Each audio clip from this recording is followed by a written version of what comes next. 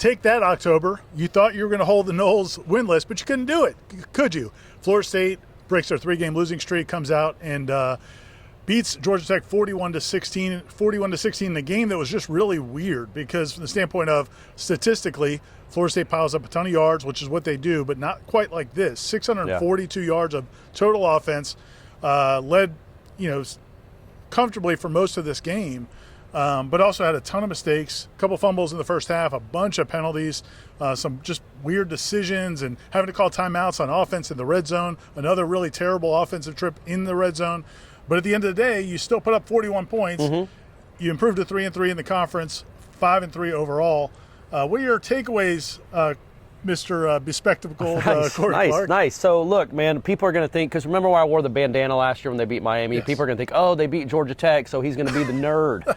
No, man, number one, I look great in these things. Glasses are great. And my first day wearing glasses at a football game, and I feel like I'm 1-0. I think this might have been the difference. Might have been the trick. Finally, with glasses, I could see what was going on. I don't even know what y'all been complaining about the last 5 years. It looked great to me. Look, I thought that first trip at the 5-yard line, when you fumble a ball like that, this team in particular, coming off a 3-game losing streak, to then have that ridiculous play, it could be really easy to go, well, here I did it. I'm like, well, this is what this team does, man. It's not going to be easy. They're going to be in a dogfight with flipping Georgia Tech. For them to respond the way they did and score, I think, 4 of the next 5 drives, maybe all their drives after that, except for the Toafili fumble down inside the 30-yard line. I thought that was really impressive. I thought the response, he preaches it all the time, we get it. Responding to that awful play, and there was a lot of blame to go around, but that awful play to then respond and have 360 yards and 24 points and a half was really encouraging. I know it's Georgia Tech, man, but Georgia Tech has scholarship players, and their defense isn't a joke, and you went and treated them like Duquesne. You treated them worse than Duquesne. Yeah, I think that's the weird thing about this game is Georgia Tech's defense has actually been decent, especially you watch them in the last few games since they made their coaching change. They've been solid defensively, not bad against the pass, and Jordan just lit them up. And Johnny Wilson, this receiving core, Jordan threw for 396 yards, a career high. And Couldn't let him throw for 4 more, huh? Couldn't let him throw for 4 more, Mike. I get it, whatever. It's giving Jordan a reason to come back next year. Yeah, right. Yeah, unless he puts 400 on Miami this Saturday. We'll see.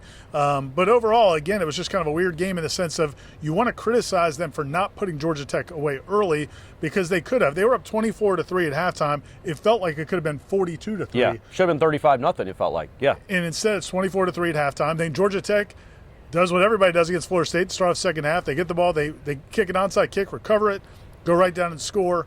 Make it a 2-score game, 24-10 at that point. And to your point, that's when this team, I think, also has pressed. Yeah, you look at the NC State game and some other situations where they've let a team hang around, the other team shows some life, and then they start to press.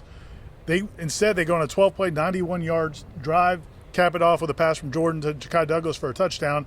And the game was basically over at that point. So that was probably my favorite drive of the game for this offense was after that, look, man, you can't, and Mike Norvell said afterwards, if you're wondering, we just talked to him, he said that they were expecting an onside kick at some point in the game. They were not that surprised. It was a freshman mistake because R.E.A. Thomas, just for whatever reason, didn't go get the ball. He was looking at it. It looked like maybe like the referee crossed his face. Somebody crossed his face. I don't know. One of the players crossed his face. What was the referee? One of the players crossed his face, and it looked like he lost his vision of it, but then still he didn't go get it. He still could have gone. Right. So then they give up a touchdown on 3rd and 12 where it looked like it could. I mean, Jamie Robinson was clearly picked off. I don't know if it was intentional or not, but that could have been called. We saw especially much less the other side called. And then your Sam McCall for whatever reason decides to return that kick after it's 24-10. He returns that kick out to the 17. Then there's a block in the back. You're starting at the 9, and that's when upsets happen. Yeah. That's when you get really tight. That's when you can feel an entire team or a sideline get tight and kind of pucker up. We felt it at the NC State game. Yeah, and so for them, a very an unremarkable play after a 41-16 game, but in the moment was a huge play, was the conversion of Pittman on 3rd down. It's a really nice play and a tough catch by Pittman on 3rd and 8. Travis across his body, and then the other 3rd down conversion to Johnny Wilson down the sideline. Going and scoring there and kind of really, for all intents and purposes, putting the game away there, that was a nice sign, man, because that is the time when Florida State, when it can unravel, where a 7-0 run becomes a 21-0 run, even against an offense like Georgia Tech. Things like that happen. For them to go right back down the field and score was a really good sign. And when you think about what this offense did today against an average-ish defense and what it did 2 weeks ago against a very good defense, when you're looking from 20 to 20 anyway, Ira, is this one of the best offenses in the country? It's it's nuts it's what they're remarkable. doing. Again, yeah, from 20 to 20. Which Is it brings normal up, to be dizzy with glasses? Like I'm starting to wobble a little. just focus on the camera in the Okay, middle. I'm trying. That's right, that one. Okay. Corey's got some. He's got a lot of vision things going on here, Man. but we're working through it. Yeah. You're going to fight through it.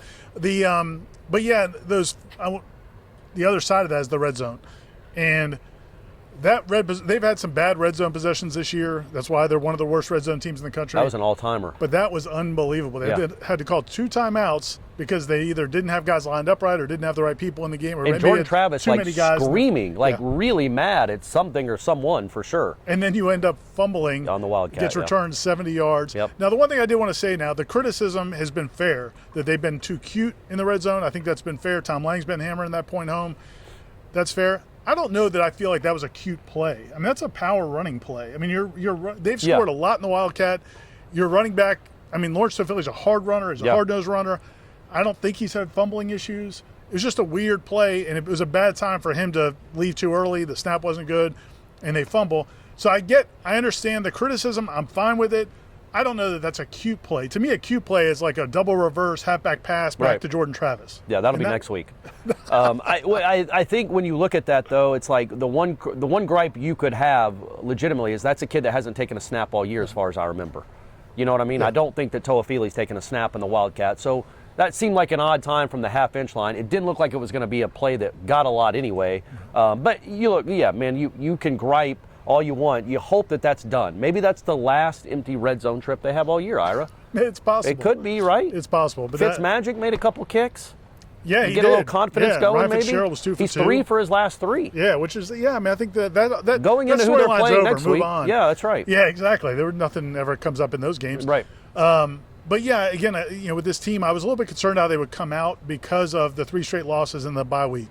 On the one hand, the bye week was good because you did have time to rest up and kind of clear your heads. But losing 3 games when you start off a season 4-0, you could see guys start to maybe kind of waver and maybe check out a little bit. So to me, overall, I think you judge this performance overall. You can't be too – I mean, I know fans right now, people are going to nitpick over this and that and the problems, the drop passes and the missed assignments, and then the defense in the second half had a couple breakdowns. But overall, man, you just outgained a team by 400 yards in the ACC. Yeah. Beat them by 20. They scored at the last play of the game. Should have been a 31-point win.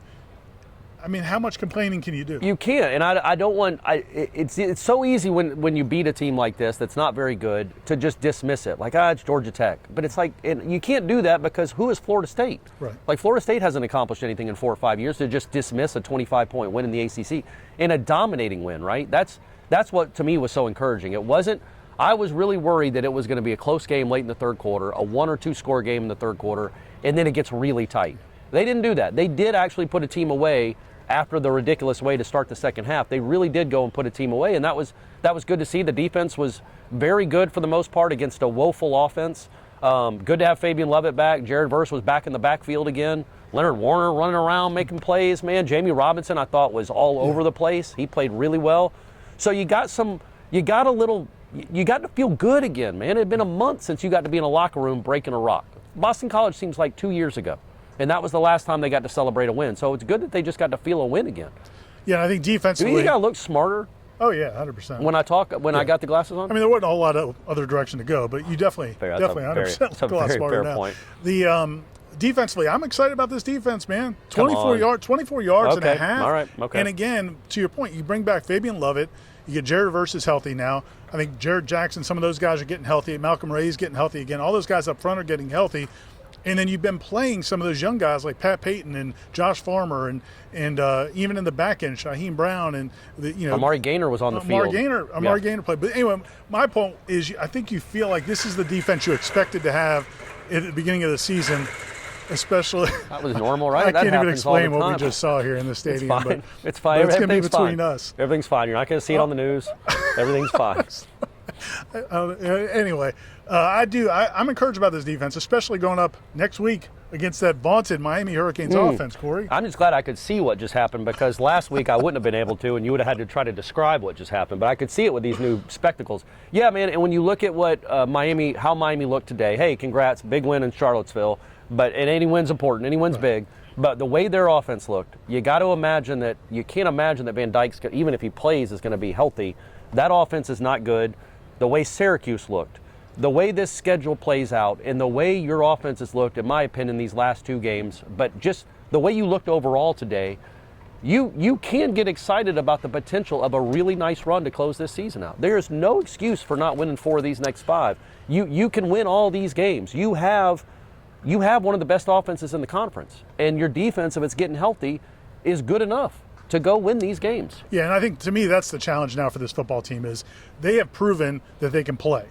This isn't going into the season. We didn't know what the offense would be. We didn't know what these receivers were going to be. Well, now we know what Johnny Wilson is. Yeah. Now we know what those running backs are. Now we know what Jordan can be when things are working. This offensive line is playing well, which it has been lately. 3 straight games with 200 yards rushing. Yeah. Against NC State and Clemson are in there too. Well, here's the deal. Now if you clean up those mistakes, you can be a really good football team.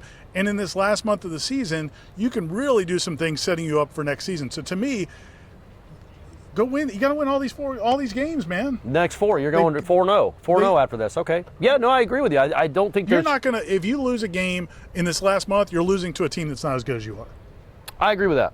I wasn't sure, but Notre Dame is not very good, and Syracuse got kind of worked in that game. I know they lost their quarterback, but he wasn't playing well. They weren't winning when he was in the game. So, look, every game is its own game. Every week is different. It's unique, but you are not outmanned in any of these games coming up. None of them. So go play well and win them. You can do that. And also, just want to throw this out there. We touched on it earlier. The offensive pass interference on Johnny Wilson. All time. Maybe the worst call we've ever seen in an ACC game, and we've been watching them for a long time. I mean, so kudos. Yeah, there was history made. Right behind us, there was history made with the worst offensive pass interference in college football history. Last thing, shout out to C.J. Campbell, Florida State's backup running back, who went out with a broken fibula in preseason camp. They said he was out for the year. Mike Norvell doesn't like to give injury information, told us he's out for the year. Kid makes a miraculous recovery, and he did not have ligament damage. He was able to come back to practice this week, played today, scored a touchdown. Really cool scene for this team, and a good, just another positive thing from this game. And Rodney Hill's the truth. Yes, Rodney Hill's going to be really, really good. I can see that with these 2 eyes. Do you like that, Aslan? On that note, we're going to sign off from Doak Campbell Stadium. Florida State wins 41-16, snaps that losing streak. Take that, Starts October. a winning streak. Take About that, to start October. a winning streak.